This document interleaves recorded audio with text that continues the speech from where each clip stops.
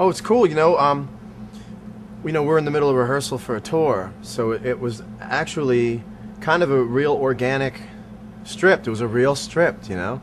Not that any of them aren't real, but for me, I didn't really have to change a lot of the format in my mind because the band is so kind of in flux right now in terms of building our sound, and it was kind of cool to let that be heard, you know.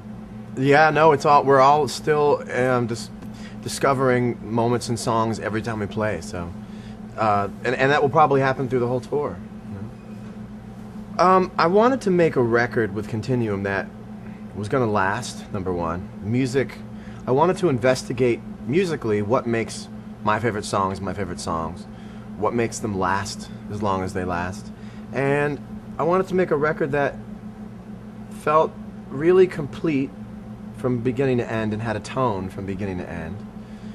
And when I think of Continuum, I think of an idea for a song, and then you get to hear it.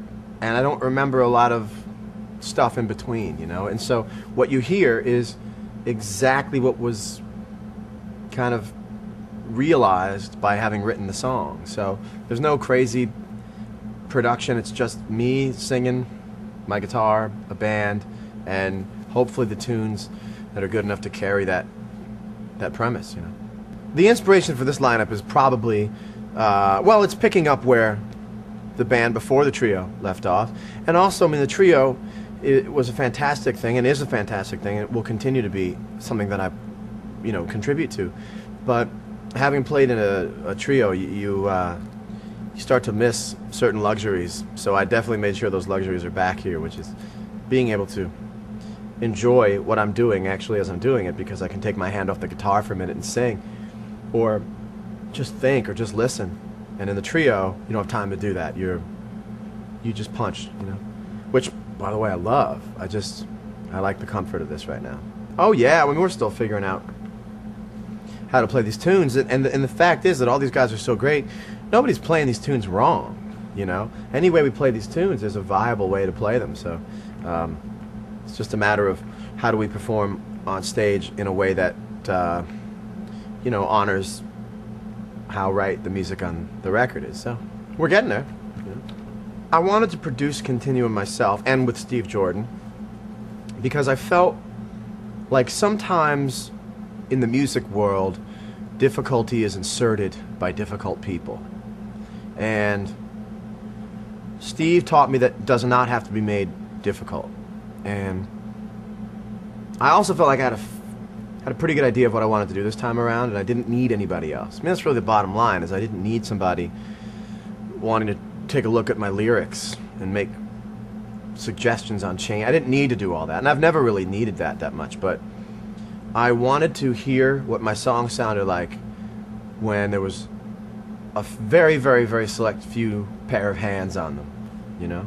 And I just see Continuum as like an assembly line that just went from the idea to the execution to you hearing it, and there's no one else's sensibilities in there going, well, you know what I was thinking would be cool? Nope. This is what I think is cool about music, what I think is cool about my music, and then because I'm the producer, making sure that I don't do that wrong. You know, like, it's really hard to do justice to being your own producer. It was a little more insular for me, a little less talking and a lot more thinking, because I didn't have to explain myself to anybody. My conversations were with myself in the car, listening back to a rough mix at the end of the night, and really listening. I mean, I'll listen to the same song a dozen times and just keep trying to figure out, is this me? And by the end of that process, I get a really good sense of who I am, and I get a really good collection of songs because I took all that time to really make sure that it felt right, you know, and it was right. My influences are anything powerful and in control of itself, and something that comes across as a force, and melody, and a certain kind of a sweetness that I like, a sweet spot of melody or rhythm or groove. I don't like ugly music. I like pleasant things. Even when it's gritty, it can still be pleasant. And specifically on this record, the inspiration is the the texture of R&B and soul music, and why so much great soul music still works today, exactly as it did many, many years ago. And I'm really inspired by the idea of making a record that doesn't get phased out by fashion.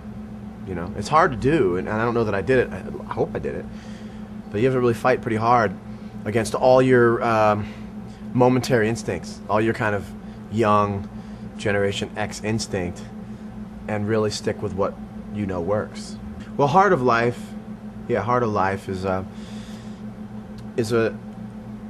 gift for me to have this early in my career, because I'm working for more like that, and you get one Heart of Life every couple records, you know, so I'm happy about that. It's tricky covering Jimi Hendrix.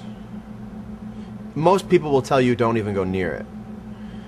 I would probably agree, but if you're pure of intention, I say go for it. Hopefully I can carry that without doing any wrong. I think Hendrix was a beautiful songwriter, and I approach covering his music on a songwriting level. I would never think of just covering a guitar piece. And a song like Bold as Love is very beautiful, compelling, and underappreciated Hendrix tune in the kind of annals of what makes Jimi Hendrix Jimi Hendrix. And so I hope that I also like the risk of it. It's a little dangerous, isn't it? You know, but hopefully when people hear it, it's not a guy trying to play off of Jimi Hendrix's legacy in a way as to get some blowback from it, you know? Because I really, more than wanting to take from Hendrix's music, I want to contribute to it. You know, I want to contribute what I do to it, and maybe if there's, you know, a couple more kids who get into Hendrix's music because of my having covered a song and them listening without the prejudice of someone else's voice and it just being me, and that's a really good service. And I feel like maybe that's giving back to taking, you know. It's such a difficult song to play, and it's such I mean, it really, you get a great sense of how incredible Jimi Hendrix was as a musician, because that's the level of focus and intensity and intricacy he was able to sustain at all times. And for me, I can't. So it's like just trying to hold on and steer it right. And I don't steer it perfectly all the time, but I won't be covering that song all the time. How about that?